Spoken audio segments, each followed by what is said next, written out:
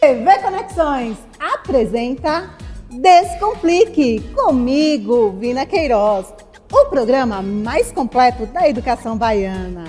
E hoje, minha gente, teremos muitos quadros maravilhosos.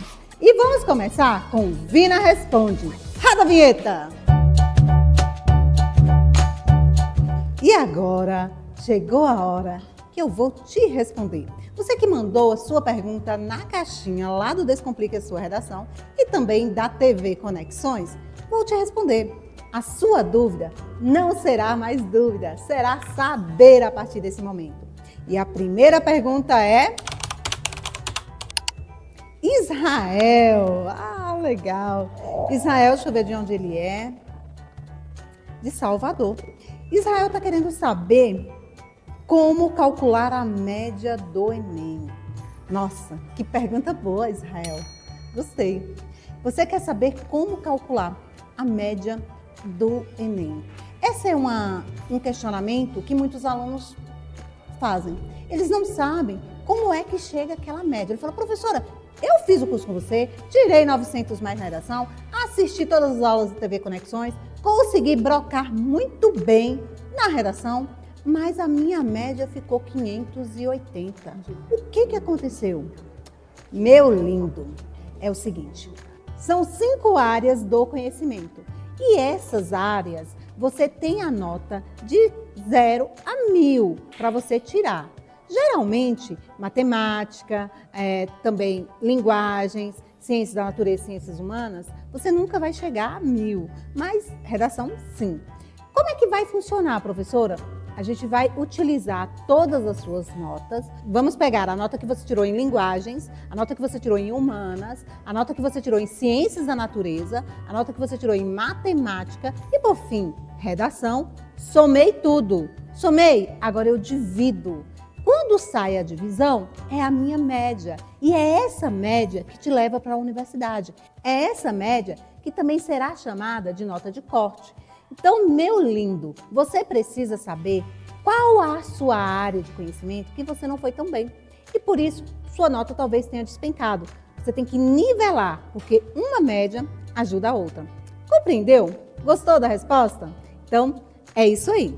E a segunda pergunta vem para uma área que eu gosto muito, que é redação. E a aluna Maísa, ela quer saber o que é os 7 passos que eu tanto falo lá no Instagram, lá também na TV Conexões. Vou te explicar agora. Os 7 passos para fazer uma redação 900 mais foi construído por mim. Eu utilizei redações notas 1000 para quê? Para analisar o que elas tinham em comum. E percebi ali 7 passos. O que eu fiz? Eu utilizo esses 7 passos para ensinar aos meus alunos como produzir um texto sem sofrimento. Então, quando ele senta para escrever, o que ele faz? Ele vai saber, esse passo tem? Se não tiver, eu preciso colocar. Porque se eu não colocar, com certeza eu vou perder a minha média em uma determinada competência. E daí, minha gente, os 7 passos vai ser fenomenal e fundamental para uma escrita criativa. Mas, quais são esses 7 passos? O primeiro passo é ter 4 parágrafos. Então, toda redação 900 mais, nota 1000, tem 4 parágrafos. Qual é o segundo passo? Cada parágrafo deve iniciar com um conectivo. Por quê? Para dar coesão, para dar coerência textual. E depois... você precisa, o terceiro passo, você precisa colocar 3 períodos, no mínimo, em cada parágrafo. Entendeu? Colocou 3 períodos?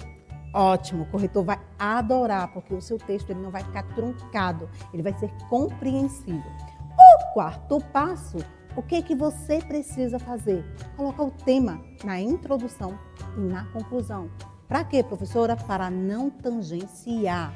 E o quinto passo, você precisa colocar operadores argumentativos tanto no desenvolvimento 1, no desenvolvimento 2, quanto na conclusão, no início, para ficar muito, muito coerente. E o último passo, professora?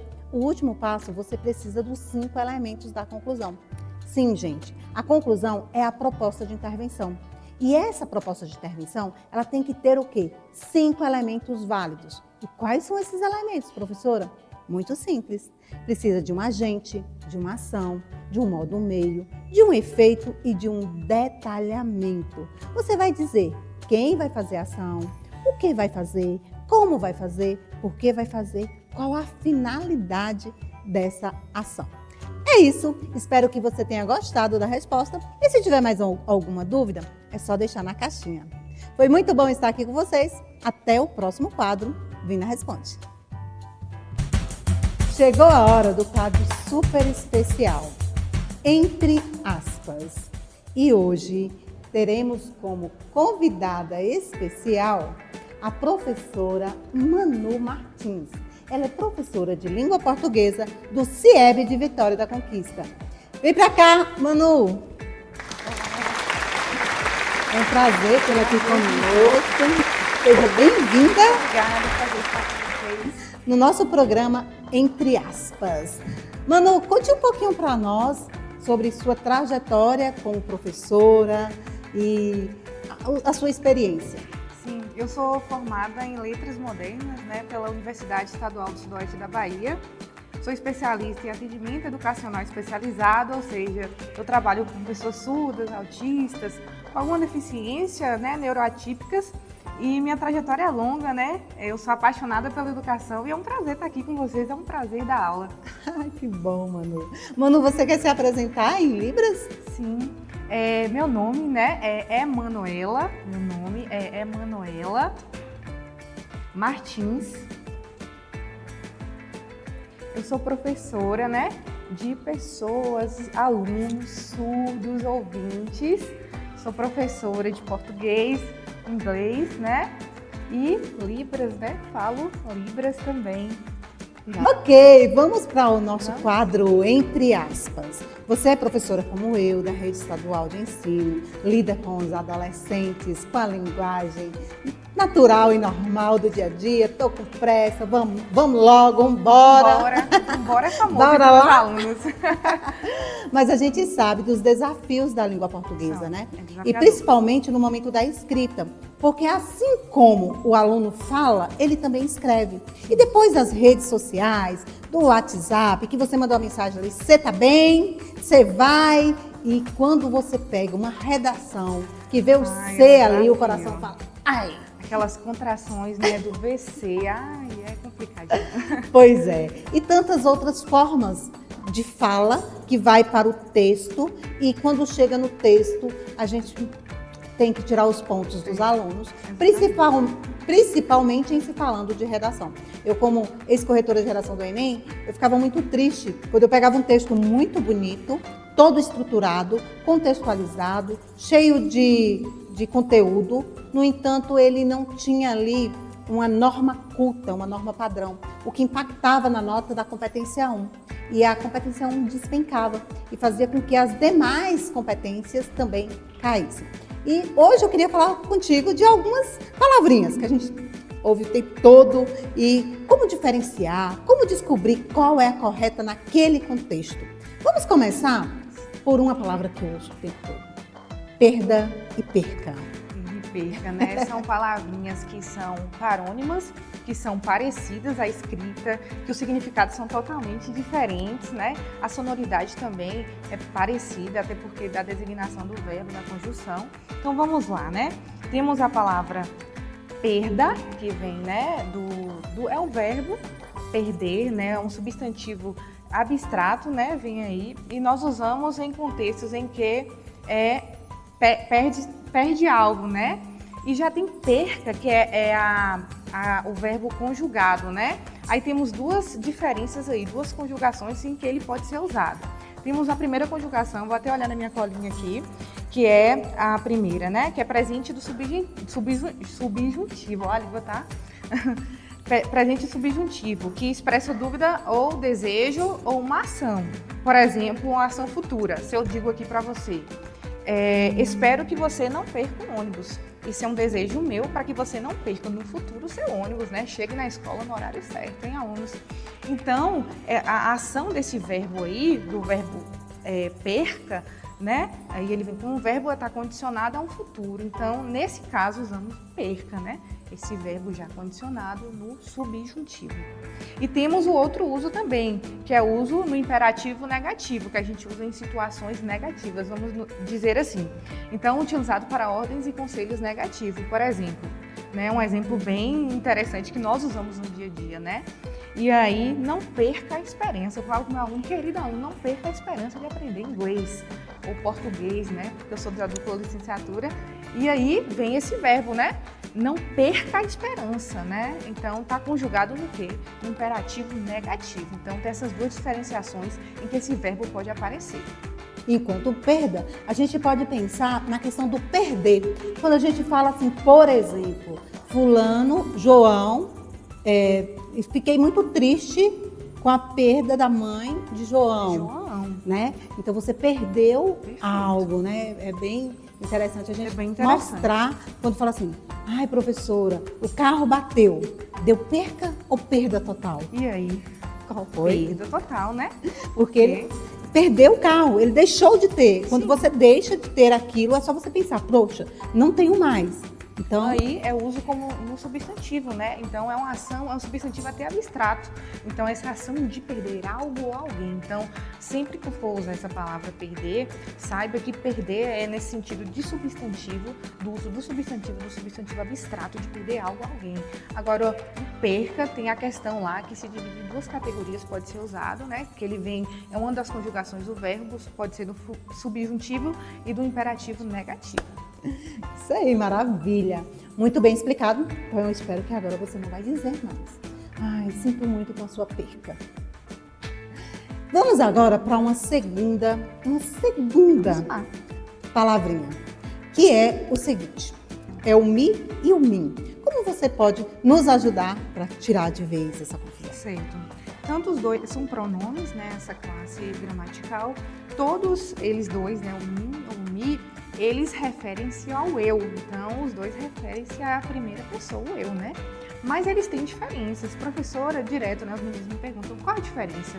Então, o mim, né, ele vai ser um pronome oblíquo, né, especificamente vai ser um pronome oblíquo tônico, ou seja, ele vai servir como objeto indireto, né?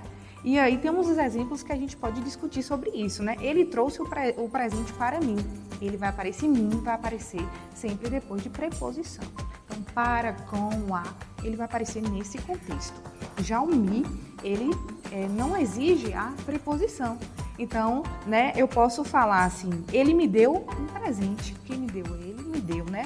Então, ele tanto pode ser, né, objeto direto quanto indireto, o me, né? E o min, ele vai servir só como objeto indireto. Maravilha. Então, pronto, descomplicamos o mi e o mi. Bem, né? E falando em comunicação, a gente sabe que a língua escrita e a língua falada é diferente, que a língua falada ela é viva e a sociolinguística tem contribuído muito para desmistificar e para deixar as pessoas muito mais à vontade. O que você nos fala sobre isso? Eu acho perfeito, né, a existência da sociolinguística no nosso mundo e a gente trazer isso para o dia a dia. Por quê?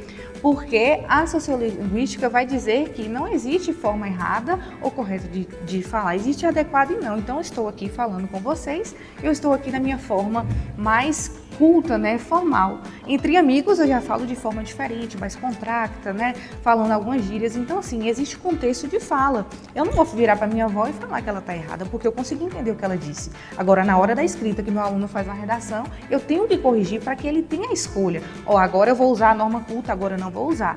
Então, a gente pode falar assim, está gramaticalmente correto. Agora, segundo a sociolinguística, a gente pode trazer até teóricos como Marcos Banho, o preconceito linguístico, né, o porquê de você, a pessoa apontar e falar, porque tá errado o que você tá falando, você não tá falando certo, não. Então já envolve aí essa parte. Então deixa indicação, o livro de Marcos Banho é muito interessante para essa parte da adequação e não adequação, viu? Maravilha. E vamos aqui falar de algumas palavrinhas que a gente consegue assim ouvir no nosso contexto e que às vezes o aluno, além de falar, ele escreve. E que são palavras que dá para melhorar quando você tem conhecimento. Perfeito. Então tem aí palavras que sofrem processos fonológicos e a gente fala de um jeito, escrevemos do outro, né? Tem igreja, que é o típico, eu pego realmente em contos, né? Meus alunos escrevem contos. E aí eu trouxe palavras de lá, igreja, que eu acertei igreja, né? A pronúncia. Então essa inserção do N tá um processo fonológico, mas está errado na escrita. Atenção!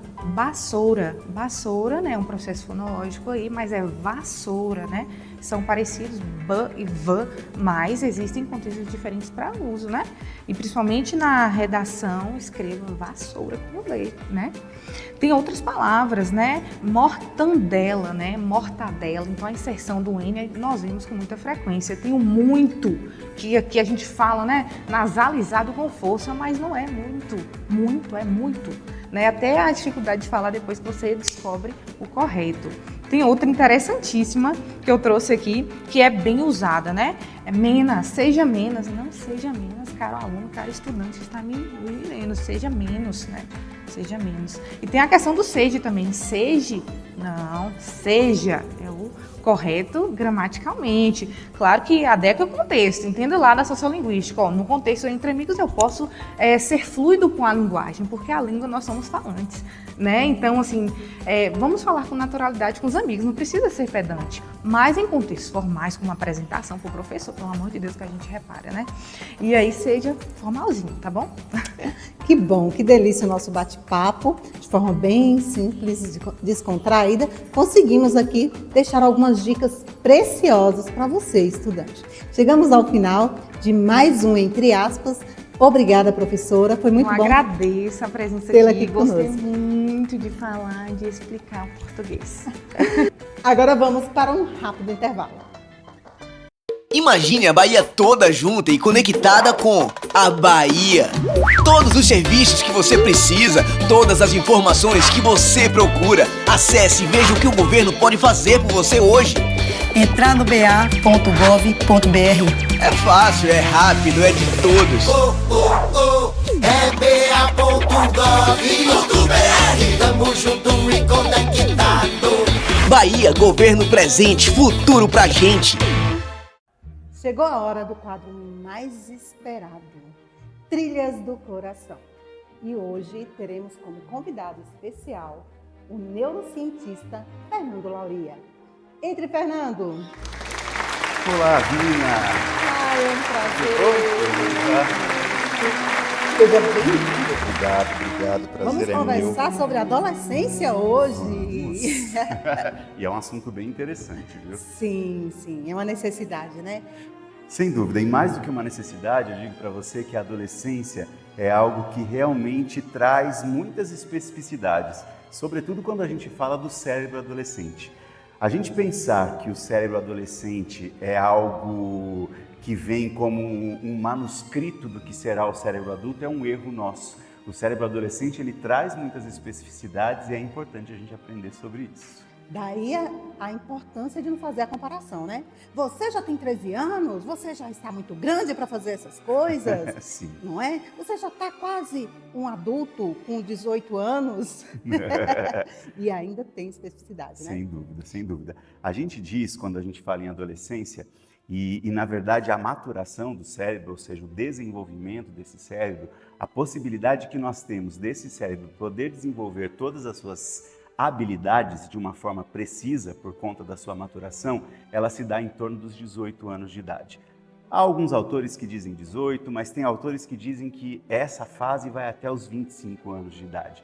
Então, muitas vezes a gente cobrar algumas atitudes mais maduras de uma pessoa com 13, 14, 15 anos que seja, a gente não está entendendo que esse cérebro ainda não tem possibilidade de realmente responder àquelas exigências, de repente, que estão sendo exigidas. Imagina aí. E quando a gente fala de estudo, aí que vem a maior cobrança, né? Eu sou mãe de um adolescente, e adolescente já tem 17 anos, já fez 18, né? E eu sempre cobrava muito, até eu entender um pouquinho da neurociência e compreender que ela precisava daquele tempo e que eu não poderia ficar cobrando e comparando, porque Sim. cada adolescente é único, cada pessoa é única, né? E foi para mim uma descoberta maravilhosa. Eu falei, meu Deus, todos os professores, todos os pais precisam necessitam adentrar esse conhecimento para ser mais compreensível, para ser mais amoroso e acolher muito mais os nossos adolescentes. Com certeza. É importante a gente entender que existem muitas especificidades quando nós falamos em adolescência. Inclusive, algumas questões voltadas aos domínios que serão apresentados durante essa adolescência. Então, o fato de você, por exemplo, ter que lidar com um corpo que cresce rápido demais é uma condição muitas vezes conflituosa. Nesse sentido, a gente sempre fala, e eu sempre também dou uma ênfase e trago a possibilidade, você como professora de redação e todos os professores de uma maneira geral, de promoverem uma interdisciplinaridade entre a educação física e as outras disciplinas que existem. Porque a atividade física em si, ela ativa determinadas regiões encefálicas que permitem com que o adolescente tenha a possibilidade de lidar melhor com esse corpo que cresce de uma maneira rápida e, mais do que isso, com que esse adolescente também tenha a possibilidade de poder linkar essa atividade física com conteúdos que estão sendo passados nas disciplinas específicas. Então, esse ponto é muito importante. Além disso, existe a questão sexual, que nós sabemos, toda uma ebulição hormonal, e eu te digo, exceto a questão sexual, todas as outras condições e domínios que são apresentados durante a adolescência estão relacionados ao desenvolvimento cerebral. Então, muitas vezes a gente chega e pensa que somente as questões hormonais é que trazem essa condição das características e do que é apresentado durante a adolescência. Mas exceto esse lado sexual, que sim, está tendo também uma mudança muito significativa, todas as outras condições estão relacionadas ao desenvolvimento cerebral. Existe a dificuldade do socializar, do relacionar-se de uma maneira muito significativa, que também faz parte dos domínios da adolescência. E um outro aspecto importante é a questão de lidar com as próprias emoções. Essa, eu digo que talvez seja a maior das dificuldades que nós tenhamos, e não só durante a adolescência, né? Eu acho que lidar com as emoções é algo que é complexo em qualquer estágio da nossa vida. Então, com tudo isso, imagine aí você concentrar, o adolescente principalmente, né? Concentrar, ter várias provas para fazer, pensar no vestibular.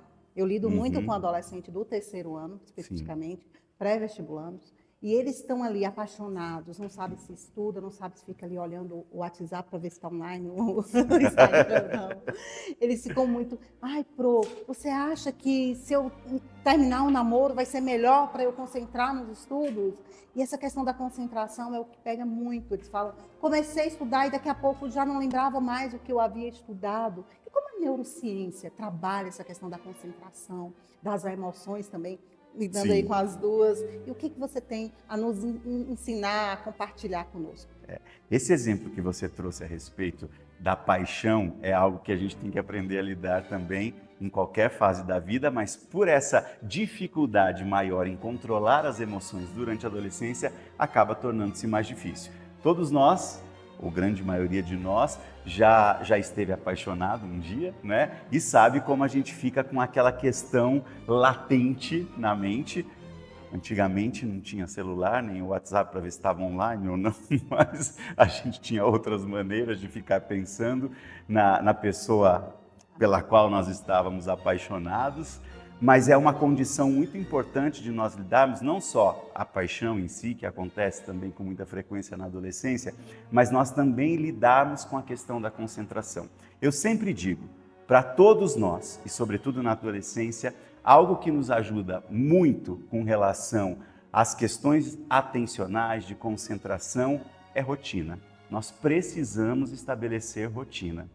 E aí nós estamos falando especificamente de uma condição em que a pessoa não tem nenhum comprometimento que traga um déficit ou prejuízo para esse processo atencional.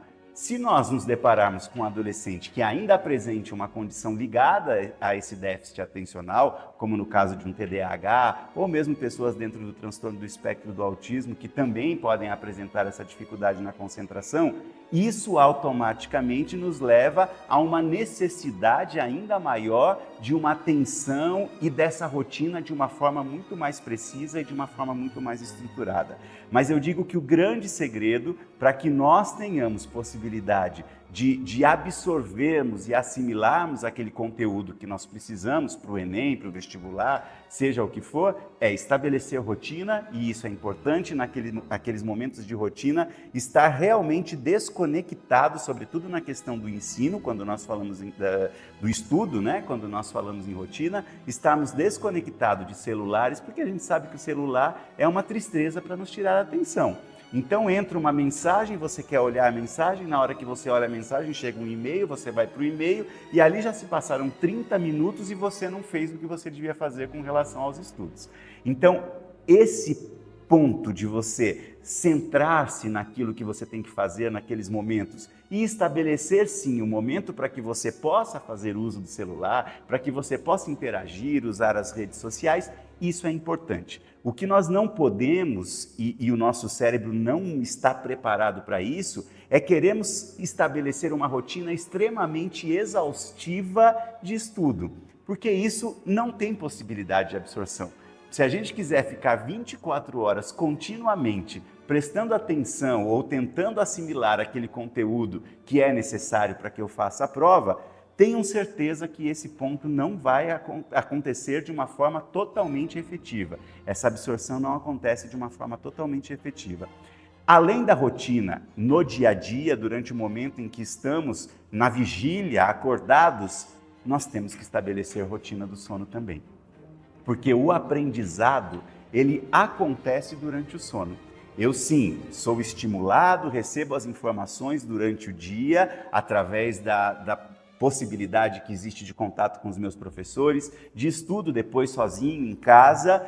Isso é importantíssimo, é fundamental, mas não adianta nada eu ter toda uma estratégia que a Vina traz para que eu possa tirar uma nota excelente na redação do Enem, se dentro dessa estratégia que eu adoto, eu não tenho uma qualidade e uma rotina de sono. Isso eu estou dizendo, dormir sempre num horário, acordar sempre no horário, ter a possibilidade de dormir pelo menos 7 horas, de 7 a 9 horas é o período ideal. Aí muitas pessoas podem falar assim, mas Fernando, eu durmo 5 horas e 5 horas para mim é suficiente.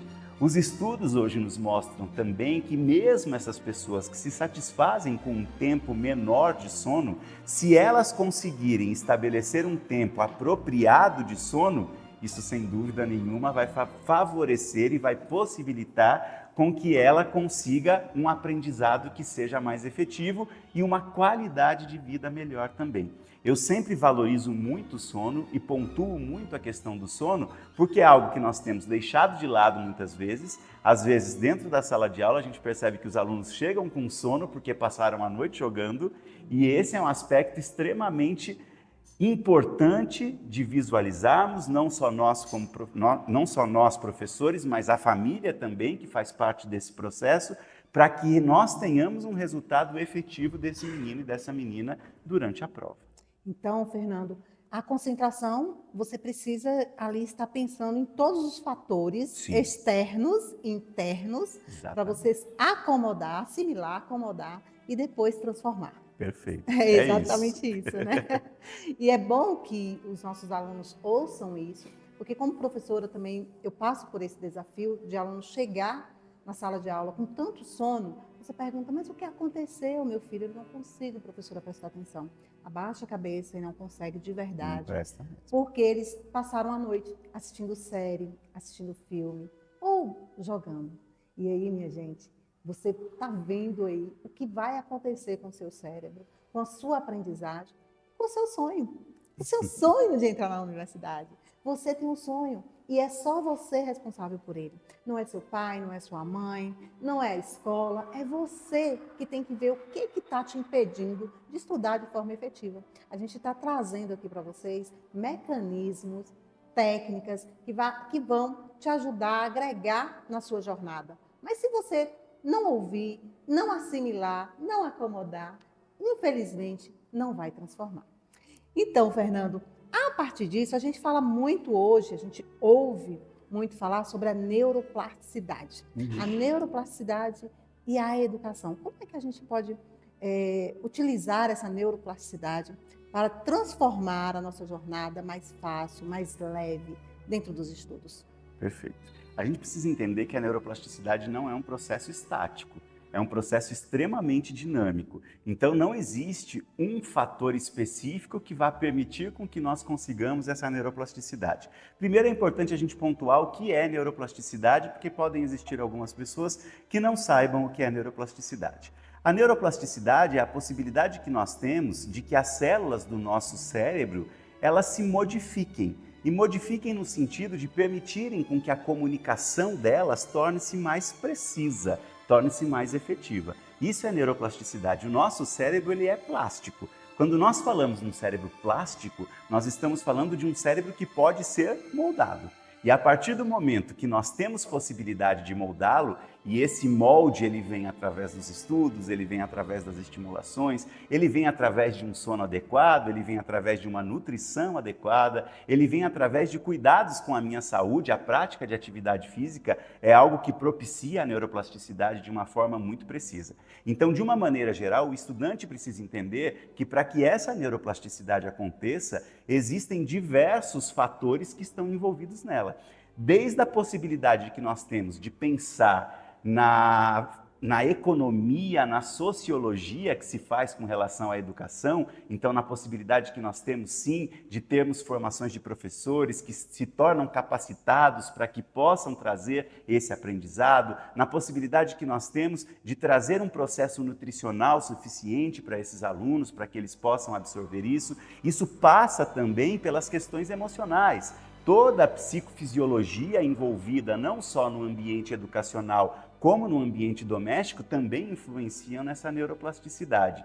E aí temos todos esses fatores e essas dinâmicas, não só internas, cerebrais, mas ambientais de uma maneira geral, que acabam possibilitando aquele processo final que é a consolidação dessas células e a possibilidade delas se comunicarem de uma forma mais efetiva. Então, para que se promova essa neuroplasticidade, mais uma vez eu volto no que nós conversamos e no que eu disse a você a respeito da concentração, que é um exemplo que pode ser trazido, porque não existe aprendizagem se nós não tivermos atenção, se nós não tivermos concentração. Então, uma prática esportiva é essencial, desde que isso traga para você prazer. Não precisa fazer o que você não gosta. Eu, por exemplo, Fernando, não gosto de ir na academia, mas eu, Fernando, gosto de andar de bicicleta, então eu vou andar de bicicleta. Isso está relacionado a uma boa nutrição, e a nutrição diz respeito a nós nos alimentarmos de uma forma saudável mesmo. Precisamos comer arroz, feijão, carne, e sabemos que muitas vezes essas condições são um pouco utópicas. Nós falamos porque tem pessoas e famílias que estão numa vulnerabilidade muito grande e que infelizmente não têm acesso ao mínimo necessário para a nutrição. Mas esse é um processo importante que deixemos de lado embutidos, questões que estão muito voltadas com esses ultraprocessamentos, porque tudo isso traz prejuízo para o nosso desenvolvimento cerebral. Precisamos estar atentos às nossas questões emocionais e psicológicas, porque se eu não estiver emocionalmente equilibrado, certamente isso trará um prejuízo para o meu processo atencional e, consequentemente, para o meu aprendizado. E isso pode interferir no meu sono, e esse sono automaticamente também pode trazer uma dificuldade maior nesse processo de concentração. Então, acho que todo esse contexto é o que beneficia e propicia com que essa neuroplasticidade aconteça de uma forma efetiva. Maravilha! E falando em relacionamentos, todos nós nos relacionamos, né? E eu tenho um trabalho chamado Scrapbook, Memória, Sentidos e Significados da Vida Escolar, que eu faço com os meus alunos. Legal. Lá do SEAB, do Colégio Estadual Antônio Batista, em Candiba. Eu sou os alunos do 3º ano. E eles escrevem sobre a sua trajetória como estudante desde a pré-escola. E é muito interessante a leitura, a interpretação daqueles textos, e eu olhar para aquele aluno que eu estou conhecendo ali no 3º ano e falar, meu Deus, como eu fui injusta com ele, conhecendo a história de vida e as dores que ele vivenciou durante toda a sua trajetória, né? Porque todos nós temos. E muitas vezes elas são invisibilizadas. E dentro desse espaço, como você mesmo disse, os relacionamentos, eles acabam muitas vezes ajudando e muitas vezes prejudicando também a concentração. E como professora, eu sempre observo o quanto que eles falam de relacionamento tóxico. A fala, né? Nossa, fulana está vivendo, eu estou vivenciando. E como a neurociência pode ajudar a eles entenderem que estão nesse processo e se libertar para ter um estudo mais efetivo, um estudo com mais qualidade.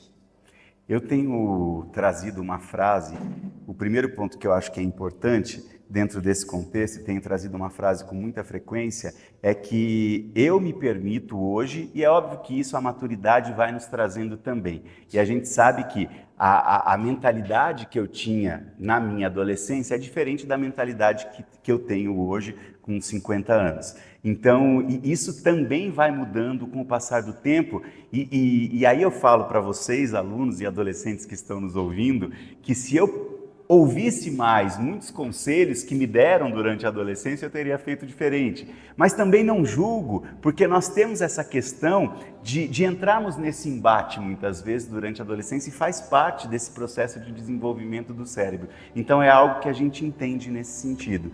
E o emocional está muito mais latente do que o racional. Por quê? Porque a região do meu cérebro voltada para o emocional, ela está totalmente desenvolvida. E essa região racional, ela está em desenvolvimento ainda. Então, essa dependência, muitas vezes, ela surge como uma dependência emocional e uma dificuldade em poder controlar essas emoções, muitas vezes, esse amor excessivo, e que isso acaba atrapalhando o desenvolvimento de todas as questões funcionais que eu tenho no dia a dia e acabo não conseguindo concretizá-las. Então, o conselho que eu dou é o seguinte: muitas vezes, nos afastarmos de situações ou condições que nos fazem mal, permitem com que nós consigamos estabelecer saúde para nós mesmos. E esse é um ponto que eu tenho buscado muito fortemente. E não só saúde física, eu estou falando de saúde mental também, de conseguirmos nos livrar dessas condições. E um outro aspecto que é muito importante, sobretudo na questão desses momentos em que seremos avaliados no Enem, no vestibular, tenha coragem de ser imperfeito, porque todos nós temos as nossas imperfeições, e quando assumimos essa imperfeição, isso não significa que estagnaremos e deixaremos de buscar uma melhora, mas quando assumimos essa imperfeição, as coisas tornam-se muito mais fáceis. Nossa, que delícia! Ficaria aqui o dia falando com você. Eu também, Espero muito que bom. Os nossos alunos, os nossos estudantes da Rede Estadual de Ensino tenham gostado desse nosso bate-papo e que aproveite de todo o seu conhecimento, todo o conhecimento aqui transmitido, toda a sua sabedoria. Foi muito bom estar aqui com você. Obrigada, Fernando. Eu e que até agradeço. a próxima. Até. Finalizamos mais um quadro Trilhas do Coração. Agora fica com o intervalo comercial. Tem coisas na vida que não dá para pular. A colheita de uma boa safra. E o trabalho do governo do estado, que investe forte na agricultura familiar, mudando a vida de milhares de baianos. Agricultura familiar é governo presente, é futuro pra gente. Tem coisas na vida que não dá pra pular. Um feijãozinho na hora do almoço. E o trabalho do governo do estado, ajudando a colocar comida na mesa dos baianos através do programa Bahia Sem Fome. Combate à fome é governo presente, é futuro pra gente. Voltamos com o programa maravilhoso Conexões em Cena. Chegou o momento em que vamos falar de filmes, séries, novelas também, quiçá. E para o nosso quadro de hoje, teremos como convidado o estudante de jornalismo, Vitor Carlos. Seja bem-vindo, Vitor. Prazer tê-lo aqui conosco. E hoje vamos conversar sobre filmes. Isso. Vitor, você gosta de filme? Muito, É? muito. Na sua adolescência, você utilizou muitos filmes? Sim, era comum, na verdade, né? Eu acho que todo mundo que era criança, ele chegava da escola, sou da época da TV Globinho ainda, assim, e passava muito na TV, esses desenhos animados, então eu sempre pude assistir bastante. E aí seguiu-se pela vida. Aham. E aí, gente, filme é algo que faz parte da vida de todo mundo, né? E os nossos adolescentes, atualmente, também assistem muito filme. E eu costumo dizer assim, ó, você precisa assistir um filme, uma série com intencionalidade. Por quê? Porque quando você tem intencionalidade, você assiste entendendo como é que ele vai funcionar e servir na sua vida. E os filmes, eles podem ser contextualização de sua redação. Não é isso, Vitor? Sim. E você lembra de algum filme que te marcou na adolescência e que serviria hoje também para os nossos meninos e as nossas meninas escreverem um texto trazendo a história e os ensinamentos dessa obra cinematográfica? Ah, claro. Tá inclusive em alta agora, né? Divertidamente 2. O primeiro filme dele foi em 2015. Eu assisti, é um filme que eu gostei muito, poderia colocar ele na lista dos meus preferidos. E agora tá em alta para lançar o segundo. Então, assim, o Divertidamente, ele traz esse aspecto que você perguntou, justamente das emoções. E isso dá uma contextualização muito grande para a comunicação, para as redações, para trazer essa abordagem, né? Como estudo, como redação mesmo. Maravilha, Vitor. Divertidamente, ele conta a história de uma menina, né? Riley. Riley. Ah, isso mesmo. Você não ficou boa em inglês. E essa menina, ela tinha 11 anos e ela muda, né? Ela muda de cidade. E essa mudança traz para a vida dessa estudante, que ela era estudante, vários transtornos. Não foi isso, Vitor? Conta um pouquinho pra gente. Você lembra direitinho? Sim, lembro. Então, no primeiro filme, justamente a sinopse, se falando um pouquinho, Riley, que é uma menina, como você falou, de 11 anos, ela tem ali um problema com a família justamente nessa transição, né? Nessa mudança. Eles saem da cidade de Natal, em Minnesota, e vão para São Francisco. E aí tudo isso causa nela uma comoção, né? De abandonar, de deixar para trás a escola que ela estudava, o esporte que ela praticava. E aí quando ela chega então nesse novo local, nessa nova cidade, ela já começa a se decepcionar com a casa, que para ela não é a mesma coisa que a casa anterior onde ela morava, né? Nossa cidade natal. E aí as emoções começam a ficar flor da pele, né? O filme ele é muito característico justamente pelas emoções que são personagens animados, como por exemplo, tem a tristeza, a alegria, a nojinho, a raiva e o medo. São as primeiras emoções abordadas no primeiro filme. E aí essas emoções começam a ficar à flor da pele, assim, né? Como a gente pode dizer mesmo, já justamente no centro de controle da cabeça de Riley, que é onde funciona tudo. O filme traz até essa personificação, né? Essa comparação de que o cérebro dela, a cabeça, é onde controla e dá todos esses comandos.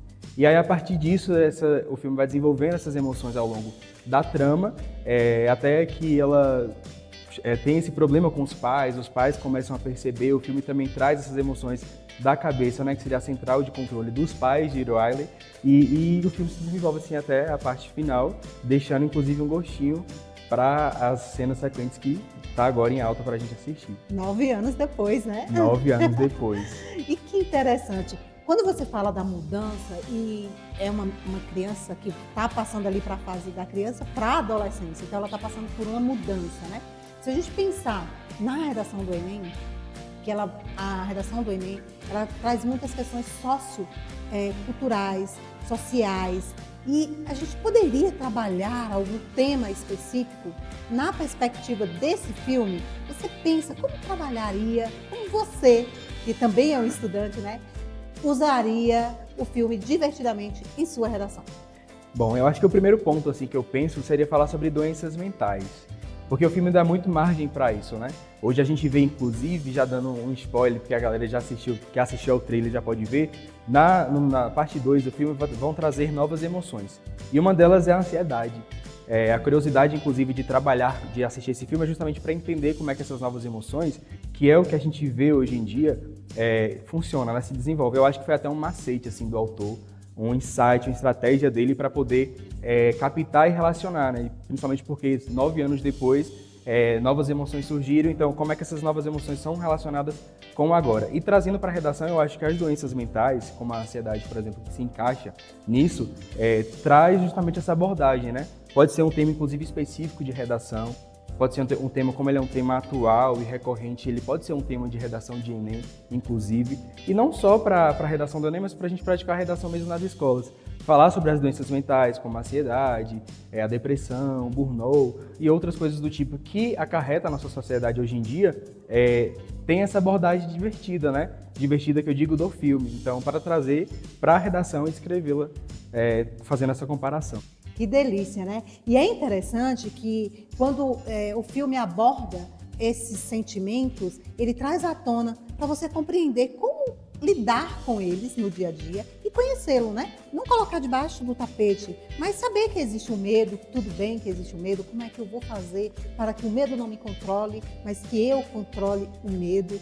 E outra coisa que eu achei bem interessante nesse filme, que eu também assisti, que eu gosto demais, que eu passo inclusive em sala de aula para os meus alunos, é a questão familiar. Hoje a gente sabe que a educação parental, que a educação ela tem sido terceirizada e é um tema também possível para o Enem, a parentalidade, dentro da perspectiva do cuidar da criança, do cuidar do adolescente, diante das redes sociais e diante também das tecnologias. Tanto os pais quanto os adolescentes e as crianças ficam muito presas à tecnologia e o que acontece? Vai deixando do educar, né? Do educar. E neste filme traz essa questão da relação familiar. Como é que você pode nos falar um pouquinho da abordagem dessa parentalidade, desse cuidado familiar, ou do conflito familiar para utilizar dentro da redação? Outro aspecto muito importante, né? E como a gente sabe, o filme ele dá leque para vários assuntos. E aí, trazendo isso que você perguntou, da questão parental, familiar, são assuntos que já podem, inclusive, ser abordados na escola, né? Porque a gente, como sempre costuma dizer, educação vem de casa também, né? E o filme ele reflete muito sobre isso. Naquele momento, por exemplo, que a personagem precisa da atenção dos pais, a princípio eles não identificaram o problema e só foram identificar depois dessa transição, dessa mudança. E aí, a partir do momento que eles identificaram, inclusive tem até uma parte legal do filme, porque causa o primeiro atrito nas emoções de todos ali, da família, tanto da Riley quanto dos pais dela.